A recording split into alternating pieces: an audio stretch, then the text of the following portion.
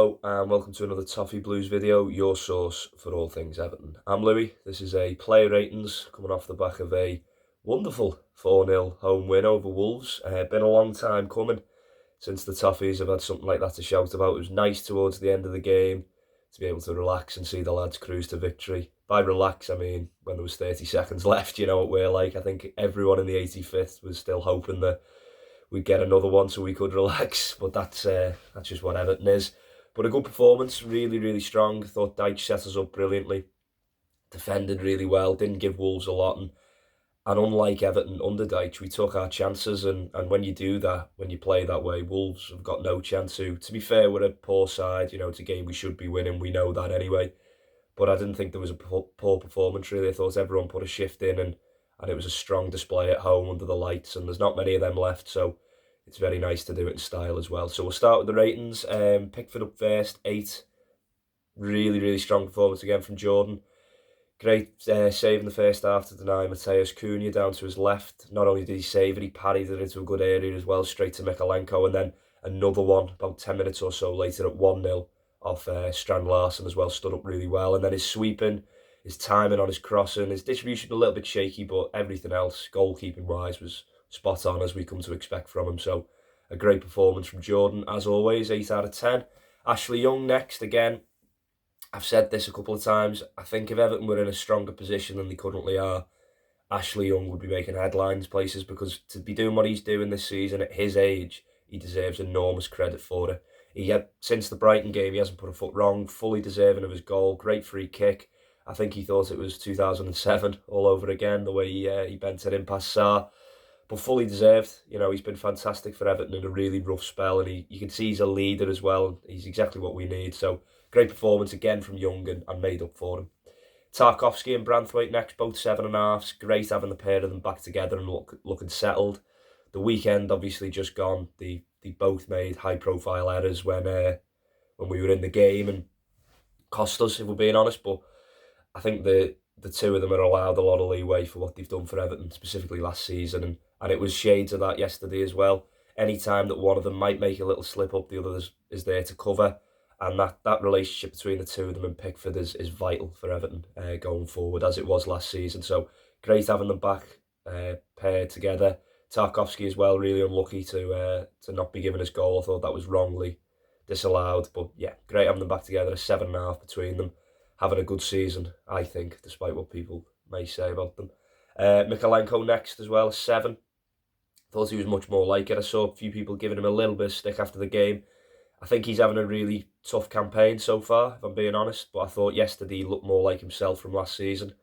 Solid defensively, didn't get done. We know he's not great going forward, but as long as he's doing that, especially coming up against Salah at the weekend, that's what he needs to get right, and he did. So hopefully that's a bit of a confidence booster for him, because it's going to be the toughest game of his season on Saturday. So good for him to get a good 90 out the way.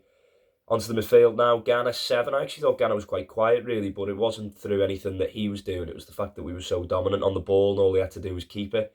Didn't really have to go and win the ball back, because Wolves didn't offer that much of a threat, but a good performance nonetheless from Ghana, and a 7 out of 10. Mangala next, the real difference maker for me. Moving Decore higher, just give us that bit more control in midfield with Mangala, and a bit more license for Decore to go press as well. So a great change from Dyche, one that really probably should have done a few games earlier, but he's done it now, so he deserves credit for that. But as I say, Mangala, his robustness in possession, his positional sense, the way that he keeps things simple, he's never too far away from his man. When we've got the ball or when they've got the ball, he's always a good option, and he took his goal really well. So I'm liking the look of Mangala a lot, and I think once James Garner's fit as well, he can really make that number 6 role his own. So a really good performance from him, and an 8 out of 10 from me.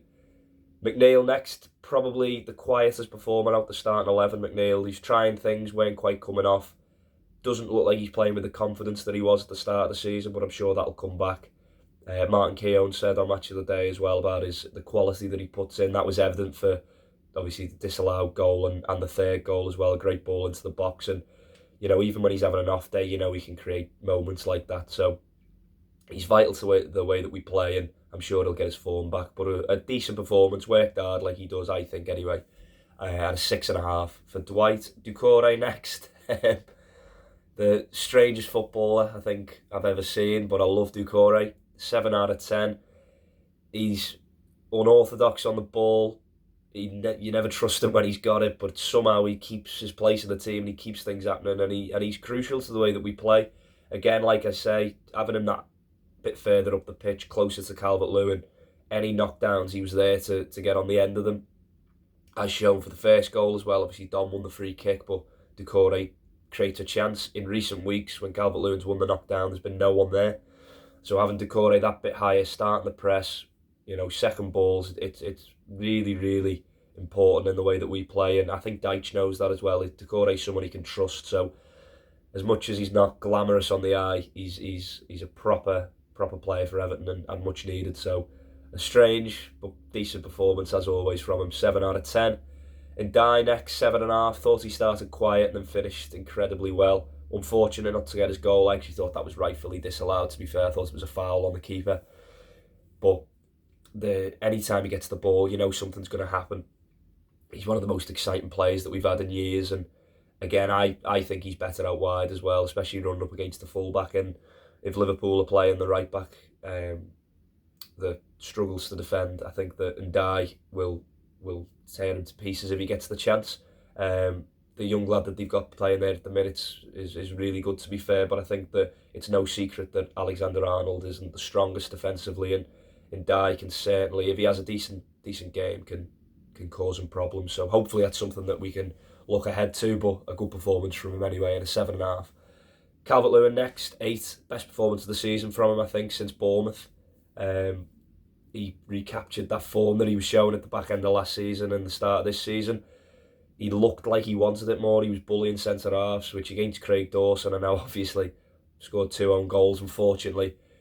But he was harried into them by Calvert-Lewin, which is something he's not been doing for a long time. And Dawson's a tough centre-half to play against. He's old school, and he wasn't bullied, Calvert-Lewin, where he's been getting bullied by much lesser centre-halves lately. And maybe the introduction of Doucouré a bit higher, the threat of Broja as well, or perhaps just something behind the scenes that we don't know, but he was much more like the Calvert-Lewin that we know yesterday, and it was a great performance from him and deserved the 2 goals. It was a shame that he couldn't at least get one of them, but without him, there's no chance that we get them. So a really good performance. Won the free kick for the first as well. Top performance from Everton's number 9. Subs next, Harrison. I'll be nice and give him a 6. No secret, obviously, that he's got to be putting at least one of them away. But worked hard like he always does. So 6 out of 10. Lindstrom, really impressed with Lindstrom actually when he come on. 7 for me, even though he was only on for 10 minutes or so. The impetus that he injects into his game now, he's working really, really hard. Much better defensively, much more physical, and making things happen. Laid on a good chance to Harrison. Linked up quite well with Broja as well, which was good.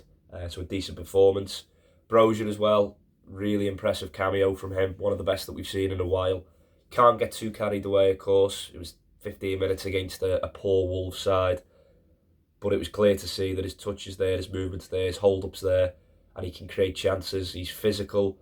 He looks like a really, really good player, and I think it's one of them now. If Calvert-Lewin's having a poor game at the weekend, you've got no qualms in bringing him on, whereas in the past, I think with the options that we've had, for me personally, it's kind of been, well, if Calvert-Lewin's not playing well, we're not going to score, or not going to, hold the ball up, whereas now, you feel like if Dom's not having a good game, you can drag him off, no problem. So he looks a good signing, so hopefully that carries on. But really impressive from Broja, 7.5, which is very high considering he was only on for 15 minutes. But that's how impressed I was with him. And then Armstrong last, 6 out of 10. He was only on for a few minutes, but good to get more experience in the Premier League for him.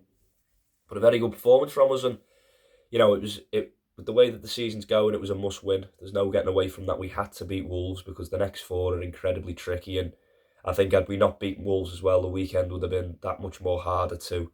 Whereas now you can go into it, it's never a free hit in a derby, we all know that, but with the way that they're playing, now that we've got a 5-point cushion, it just eases the pressure a little bit. I think if we went into it in the bottom 3, I think we'd have lost before we started with the way that things were going. So to win in that fashion as well, all the players will be full of confidence now and know that they've got it in them. So hopefully for the final Merseyside derby at Goodison, we can recreate what happened last season and come away with the 3 points. Again, I think that if Ndiaye has a good game, I think we've got a real chance. I think if Calvert-Lewin has a good game, we've got a good chance because we're defending. Man United aside, we're defending well at the minute, so hopefully, fingers crossed, we can get something off them. But that's all from me anyway. Finally, it's great to do one of these with a smile on my face. I don't think I've done one when we've won this season, so it's been a while coming. But thanks for watching. Let us know your thoughts. Up the toffees.